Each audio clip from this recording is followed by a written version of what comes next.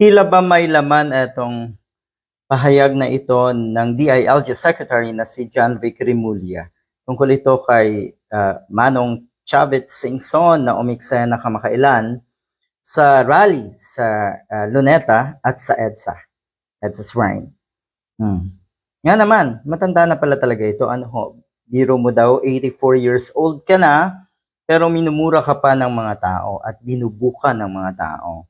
Hindi ka appreciated.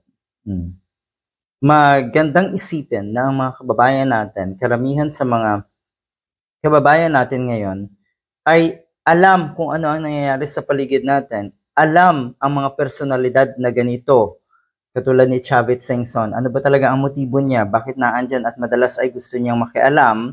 Sabi nga ng ilan, tila ba gustong maging hero etong isang ito. Kalimitan kasi sa politika ang nangyayari, paghihiganti. Di ba? Gantihan.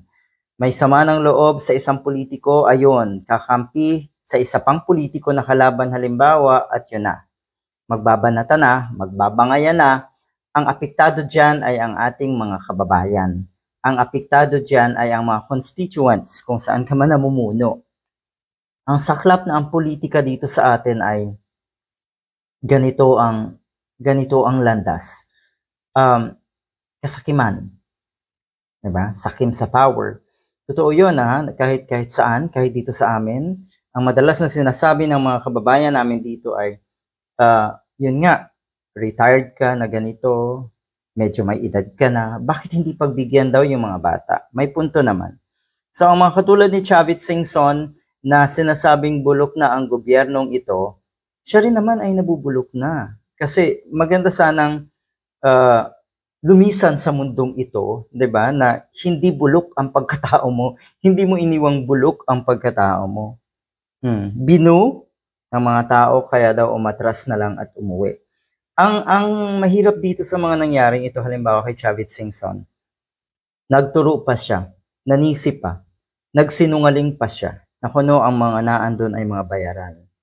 'Di ba? Na yung mga naandun kuno ay mga attack dog at kung ano-ano pa. Ganyan ang nangyayari. Yung mga taong or etong mga ganitong klaseng pasimuno para ang paniwalaan ay yung kabaliktaran ng kaayusan at kabutihan.